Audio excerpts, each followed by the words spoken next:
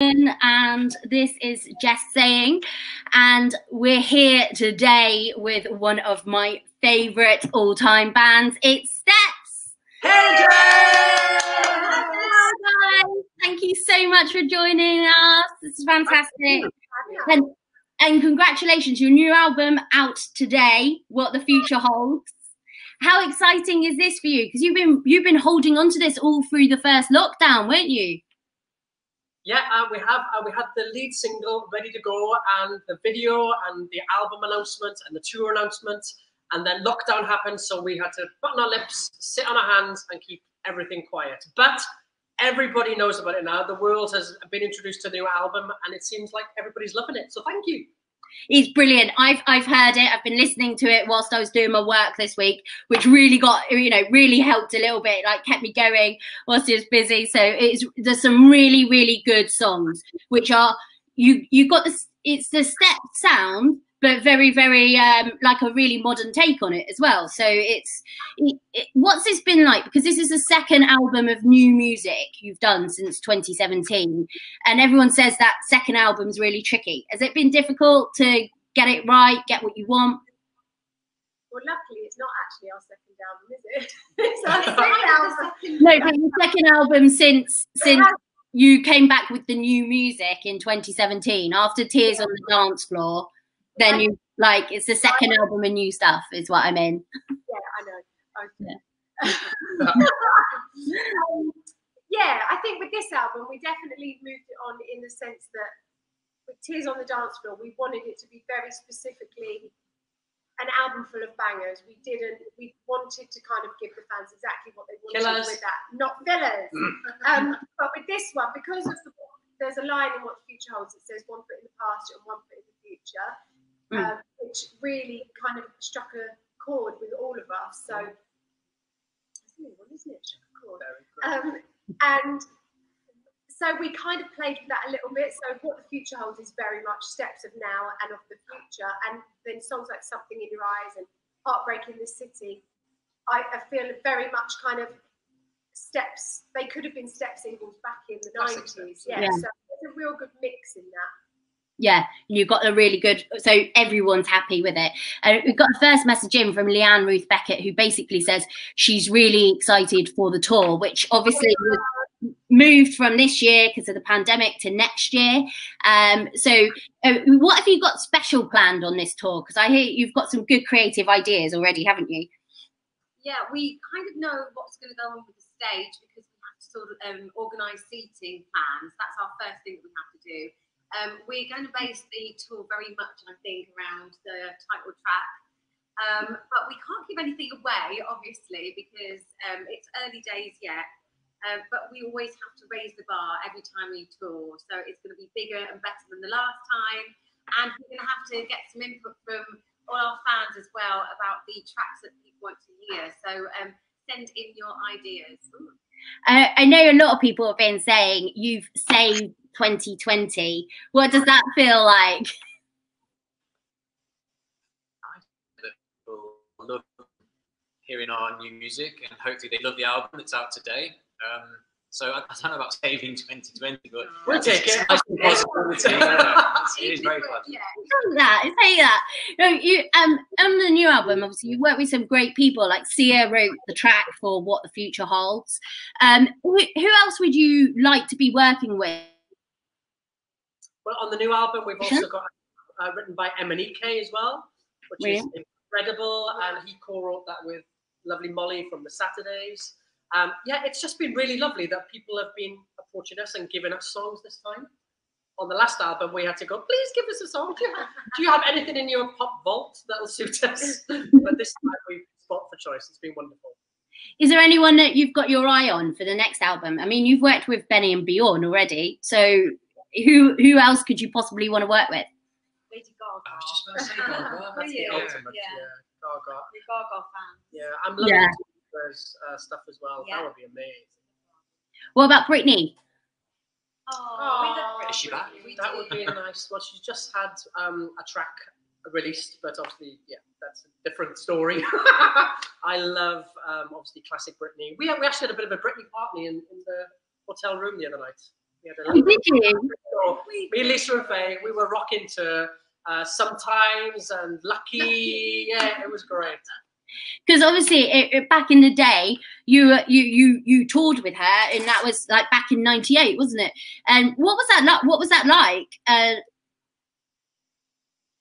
was 1999. Yeah, it was 1999. And we toured America and Canada, which was incredible. You know, we were like really young, we were 20. It's all new, wasn't it, for us then? Yeah, I mean, to see that much of the world and to support Britney, and we to see her backstage and in catering, and we met all her dancers, and actually she was seeing Justin Timberlake at the time, so it was just a whirlwind, wasn't it? We got to meet so many people.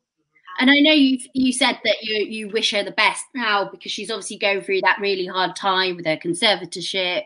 Are you all behind her? Have you been in touch with her? I don't think many people are in touch with her. So, I mean, who knows what goes on behind closed doors? You know, there's always two sides to a story. But I know that the conservatorship does come to hopefully a conclusion in the next couple of weeks. So we'll see what happens. Yeah, absolutely. Hashtag free Britney. Exactly. And we got a message here from Lynn Cross. She says, your album is amazing. What are your favourite tracks? Oh, I think we'd all say different tracks, most of us. But for me, obviously What the Future Holds is brilliant. I love that one. But Under My Skin, that's one of my favourites. Something a little bit different on this album. Yeah. Actually, you know, you can't see it.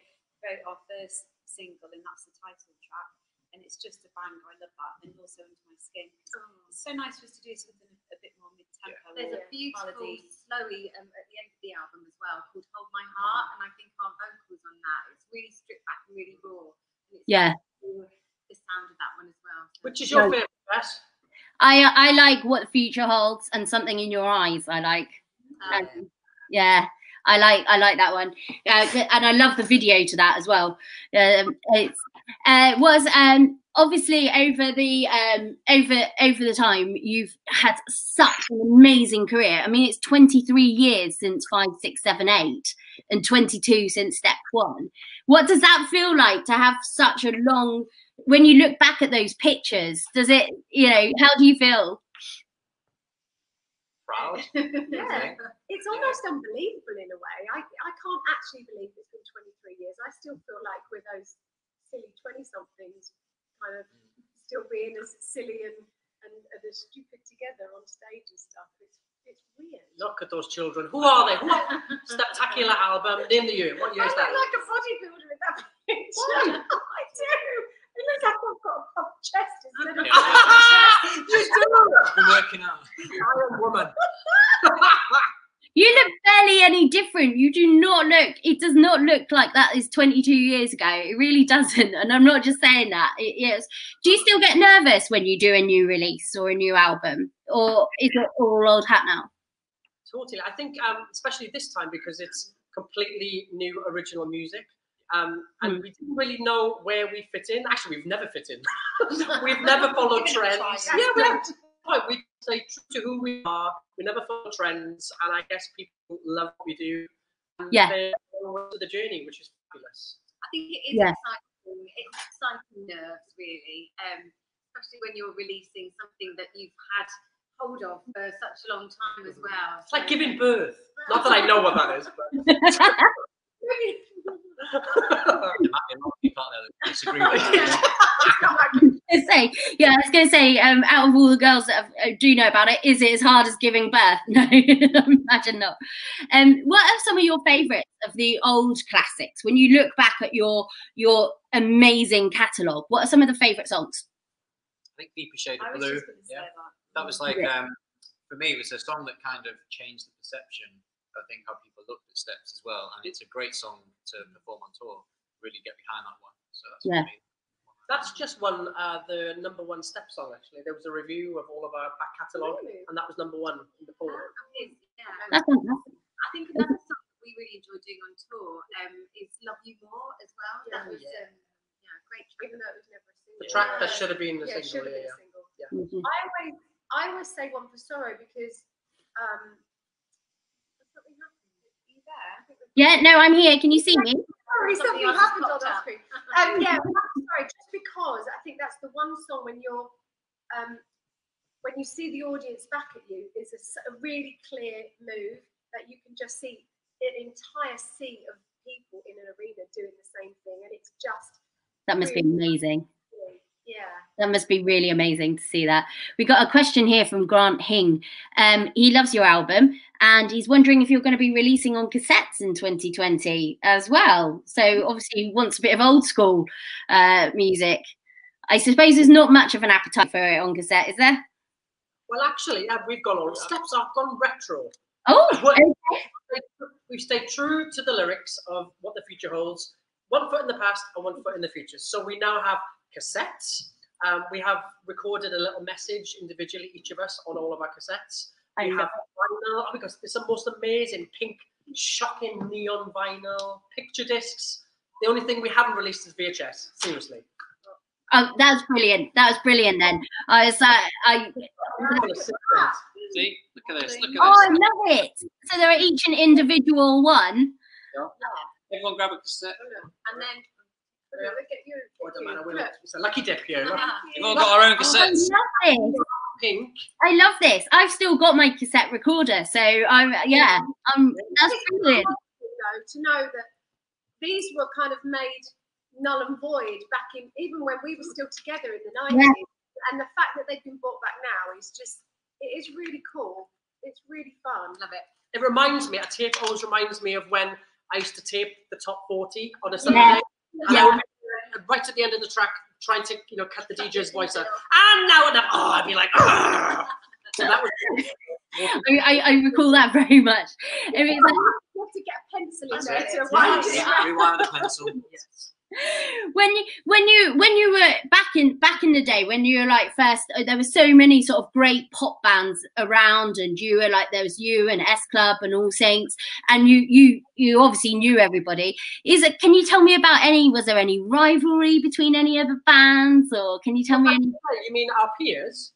Yes, with your peers. It never felt like that, did it? I think the newspapers tried to make something of it, especially because S Club and we were mixed sex bands. I think they like to ramp that up a bit. But there was one. Me and Jay had a story about that we were always going to have rivalry, and then I ended up doing an Ant Deck show with Jay. We just laughed about it because it was never true. So we were all in it together back then, definitely. Yeah. There were a lot more shows where there would be lots of bands and acts on. Yeah. Everyone used to hang out together backstage, like Party in the Park and tour as well. It really did feel like we were in it together, and no, there wasn't any. It's very different now. Everyone kind of stays in their own dressing rooms, and no one really kind of mixes. But it wasn't like that back then at all. Where are you getting all these pictures from? We keep seeing. Are you loving them? Was there any fun stories from back then when you were all on tour and you saw all these people? Is there anything that you can tell us about? Oh goodness, we could tell tell you. you. Doing a gig for Woolworths. Is it Woolworths? No. And there was like 17. It was Entertainment UK. We used to do a Christmas party Yeah. at that hotel in London. No, at the airport. And there was lots of people running around the corridors of the hotel afterwards as well. So that was fun. Do you remember that was sleeping? really early on though. S Club 7 and us were in dressing rooms with tables, so everybody was to sleep underneath the desks in the dressing rooms. So baffling. My story about S Club 7, we were all staying in the same hotel. Like, I'm not sure where we were in the world. And we were getting up for the airport. I think my alarm was set for about 6 o'clock in the morning. And about 5 a.m. I could hear this noise. And I'm not very good when I get woken up. I don't know what's happening. Not, I mean, every I'm morning. a bit moody if I get woken up. And so there was all this noise outside my room. And I opened my hotel door and I went, "Will you shut up?" And it was S Club 7. I was like, "Oh, sorry, guys." It was so noisy. I think they were just getting in as I was getting up. Oh, really? Naughty.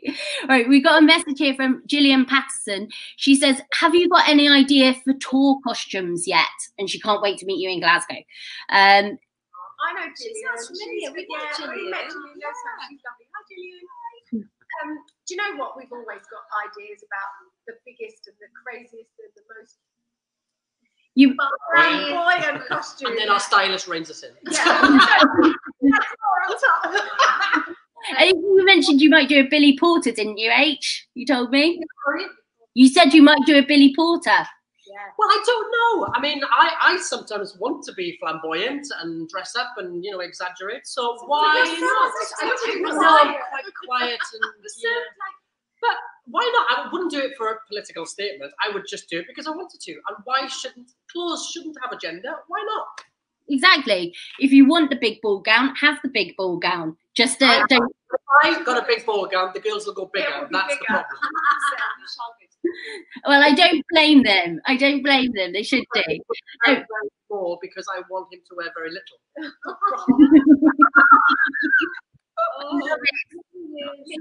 Okay. What's it like when you're doing all the choreography and everything now? Is it like, I mean, you told me that you're so confident now that you don't get the nerves, your costumes are a bit more raunchy. Is it less nerve-wracking on stage? And are you any differences, anything harder because it's been a few years since you first were doing all the dancing? I mean, I think we have to work a little bit harder on our fitness, just a little bit, because we're not 20 anymore. Yeah. I think because we challenge ourselves and we want to do an amazing show, and our choreographers and creative teams want it to be spectacular, and so do we. So we have to work hard to deliver. But we say every year, don't we? Let's just calm it down. Not so much this year. We're getting older, and we end up doing more every single time. Yes. So we like to put on a good show, like Faye said. Yeah, I love it. And when you at home, do you have any go-to songs of yours that you put on? Because a lot of people will be like, oh, I'm having a bad day, I'm gonna put on some good music, play a bit of tragedy, a bit of that. Do you play any of your own songs? I have recently. I've been listening to the new album. Yeah, because we had it for so long, and I hadn't listened to it for such a long time, and I did put the album on, and I need to learn the words. No, but I became just really quite proud and emotional about it. So yeah, I've been listening to our own album. What was the album? What was this album the most vocally challenging to record? We're being asked by Johnny Coe. Hi, Johnny. I think different albums have had different challenges. I think depends on the song, I guess. Something in Your Eyes is quite a wordy song, and there's not much room for breath, and it's got quite a wide range, isn't it? So I do think the harmonies are all quite tight, and so that was a good one to get our teeth into. No, I think you're right. That one is. I remember being behind the mic thinking, how are we ever going to remember this live? How are we ever going to do it live? But yeah, I think it's all right. Are there some songs that you get fed up of doing live? Like, are there some you're like, oh no, not that one again? We used to shy away from, please don't hate us for this, but we did used to shy away from 5, 6, 7, 8. Did you? Every artist in their career has one song that maybe they kind of, shy away from, but now we throw everything at it. On the last tour, we had saloon doors, we had cowboys, cowgirls, bales of hay. We had a full-on line dance, and everybody loved that. It was probably the most. I got me in tassels. I got Lee in chaps. Woo! Oh, I love it. And did any of you have one of your own tunes as your first dance at the weddings? What, a step song? Yeah. Why not? think that lots of people do have tragedy. Which yes. It's a strange choice, but people have had that. There was one somebody created a video and they had all their wedding guests doing. What do they call it when there's like a dance mob? What do they call it? Flash mob. Yeah. Loads of videos with step songs for that. There was, did you see online, there was a big choir outside the church doing like a choral mashup, wasn't it? Yeah. Oh, for the wedding. Really good. Jason Loosely here asks, can we have a chain reaction tragedy mashup next year? Oh, interesting. I think most of the show will have to be a mashup because we have so many things that we don't want to leave out. That's the only way to include them. Yeah. No, you give us your suggestions. What are your favourites? Mine, I like Deeper Shade of Blue and Love's Got a Hold of My Heart. Those are the sort of two old favourites that I really love. and Stomp. I love as well. I've got quite a few, and I like tragedy. Everyone's got to like tragedy, but speaking of tragedy, obviously, famously, you got Prince Charles to learn the move, and we talked the other day about how at the Royal Variety Show you might teach him the new moves. Is that right?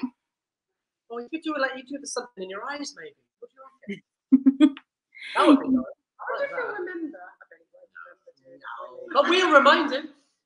Should I got it? A picture for him to sign. We should just bring the picture and show him. Yeah. Create this, please. He was a good sport on the day, though. Didn't know what the hell he was doing, but we got the picture. Who is this? He said, I love it. Rude, am I?